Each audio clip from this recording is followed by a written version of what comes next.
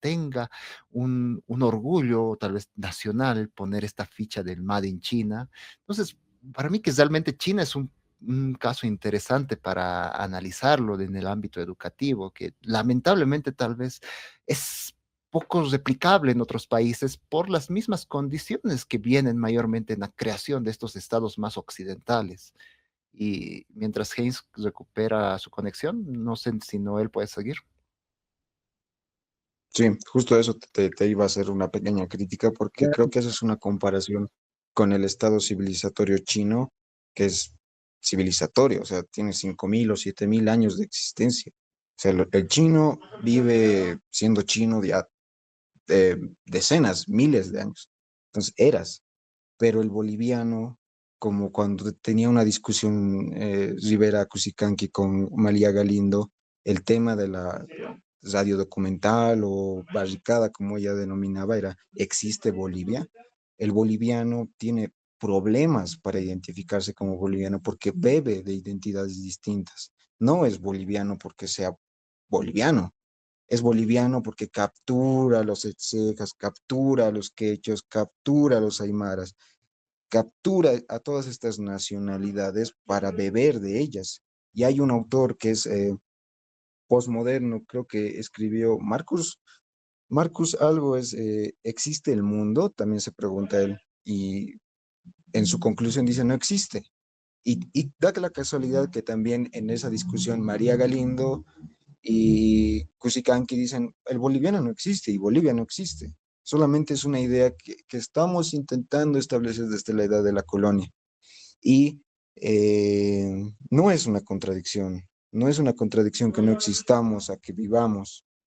Y ahí es cuando la Ribera Cusicanqui trata de hacer sus entramados, ¿no? Para entendernos, porque también eso me parecía que podía hacerle una crítica a Haynes, que es el tema de que estamos así por el tema de la vicepresidencia de Linera, de que no había venido Dussel. Yo creo que en el hipotético caso de que hubiera venido Dussel y hubiera hecho todo lo que hubiera querido y hubiera salido eh, todo bien, yo creo que seguiríamos manejando ese problema porque justamente hay el caso de que cuando Bolívar era presidente, vino Simón Rodríguez, que era su docente, su profesor, y también intentó establecer un criterio de un sistema educativo diferente al de las colonias que estaban alrededor.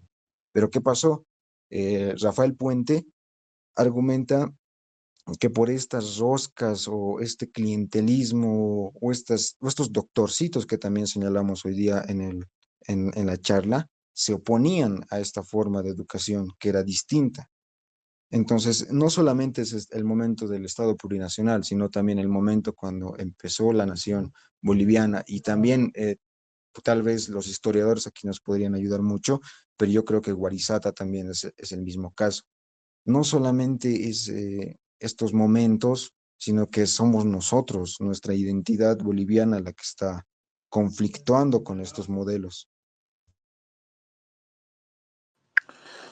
Ah, Posiblemente es todo lo que se ha mencionado es bastante y tiene que ver con que no hay una identidad consolidada de lo boliviano y quizás también eh, adelantando un poco quizás algunas tesis de otros conversatorios, así es mejor, no para lo boliviano, sino para aquellos que se sirven de estas apariencias, de este estado aparente, y quienes se sirven son los internacionales, las potencias de turno, que en últimas hacen y deshacen, mientras nosotros acá seguimos, diríamos, con una especie de folclorismo identitario, pero que en últimas no nos lleva a ningún desarrollo, y peor pensar en un desarrollo a lo chino como tal, porque como ya indiqué, los chinos ya la tienen clara y eso, por eso los incentiva a que puedan rajarse en el estudio, aportar de verdad con investigaciones de peso de verdad,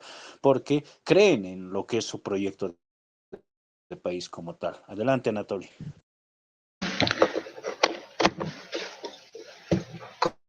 Yo me permito diferir un poco con usted. Eh, lo boliviano en realidad existe y es bien vigente. En cada una de nuestras palabras vemos lo boliviano. Y eso, lo boliviano que nos une a todos nosotros, seamos originarios, criollos, mestizos, es lo indígena. Hablamos de la lengua. Nuestra lengua está permeada de toda la cultura indígena anterior a la colonia.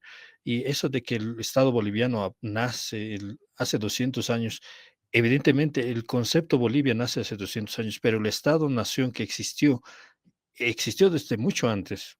Yo lo dataría desde Tiwanaku, pero hay quienes dicen que más antes. Eso es lo que es lo boliviano. Ahora, obviamente la gente que vive en Oriente tiene otra definición, no se incorpora en ese concepto de lo boliviano, pero en lo cotidiano la sociedad se va mezclando y la pregunta es qué concepto se va imponiendo, qué maneras de comunicarse se van imponiendo.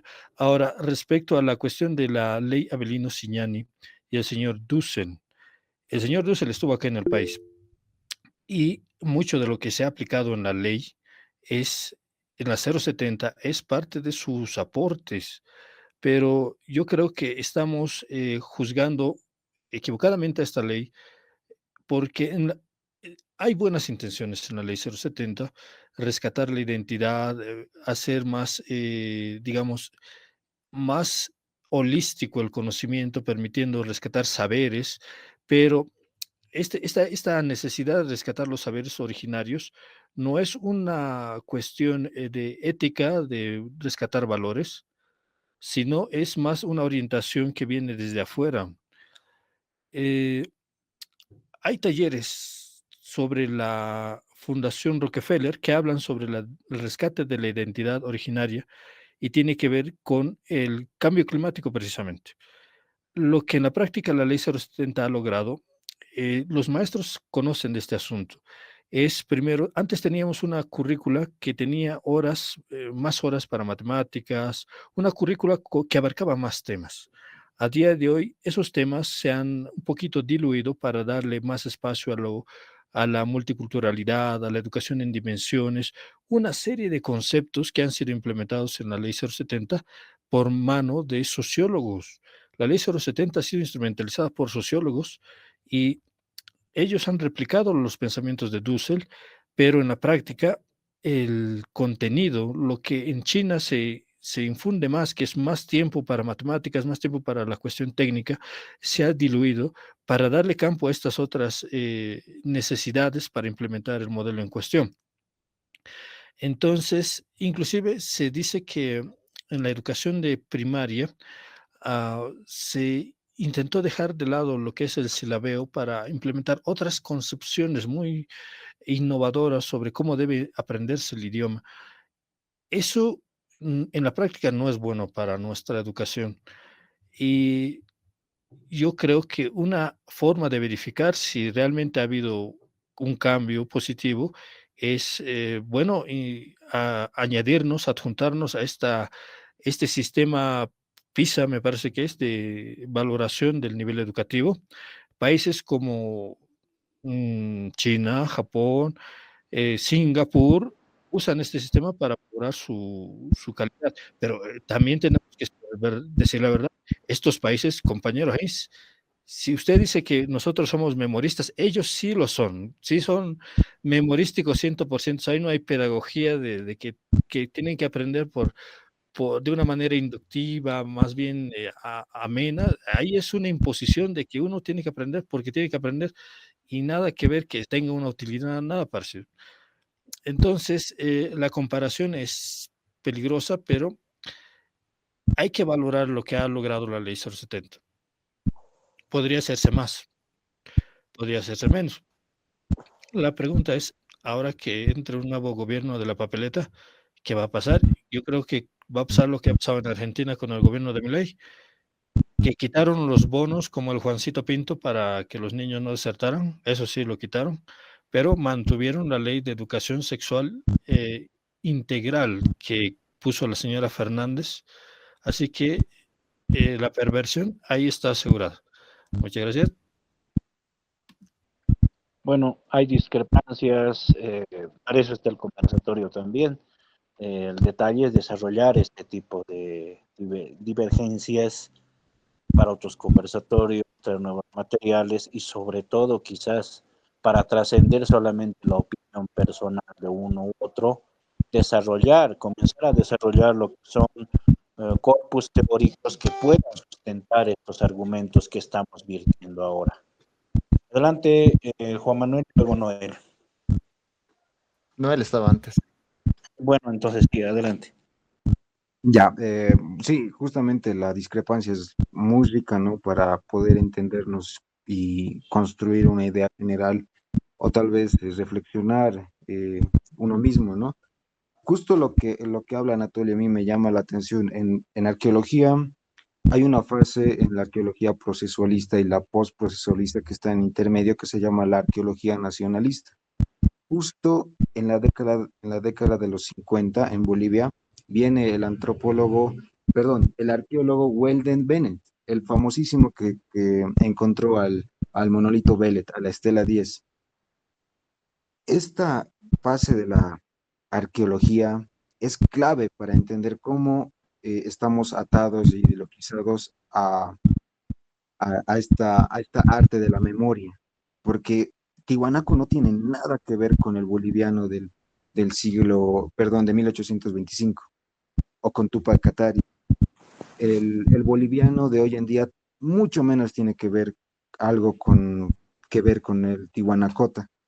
Y Tiwanaku es un neologismo, o sea, es el nombre que le daban a la localidad los que están circundando Tiwanaku, ni siquiera es un nombre nativo, porque según argumentaciones y especulaciones, porque en arqueología más que los hechos como en física o en química o en matemática, las especulaciones son el único medio que tenemos para dialogar con el pasado o con la memoria. Y tengo que ser muy enfático con el tema de la memoria, porque la historia estudia otro mecanismo de la memoria, otro aspecto. Tal vez lo estudia en un aspecto documental, tal vez en un aspecto estético, muy hermenéutico, pero no trata el tema de la memoria, que es el tema donde el arqueólogo está, no sé si subsumido o perdido, porque esas serían las palabras que me llamarían a la atención, ¿no? Y con respecto al tema de la existencia del indígena, uno reconoce la otredad cuando la ve, ¿no? Entonces, eh, cuando se descubrió América, fue un shock para las personas que vivían acá, ¿verdad? Entonces, Fernando Galindo, en un artículo que no recuerdo ahorita, hablaba de que no existen los indígenas, no existen la categoría indígenas en el propio Abya Yala, que quieren tomar la palabra de ese diputado muy famoso de la década de los 90, que no recuerdo ahorita también su nombre. Eh, entonces, en ese sentido, el indígena no existe, solamente existe cuando viene el colonizador. Entonces, habría que plantearse esas ideas, ¿no? ¿Qué tanto estamos ideologizando el pasado de Bolivia para aunarlo con Tiwanaku, aunarlo con los Guaris? Es realmente lo que quería el Estado del 52. Recuerdan muy bien que en la revolución del 52 hay una foto de Víctor Paz Toro al lado de un jefe cayaguaya. O sea, él ha cumplido su cometido. Para mí, con la intervención de Anatoly, no es nada personal, más bien es algo que me permite reflexionar. Parece que la ideologización de la nacionalización del 52 cobra su relevancia hoy en día.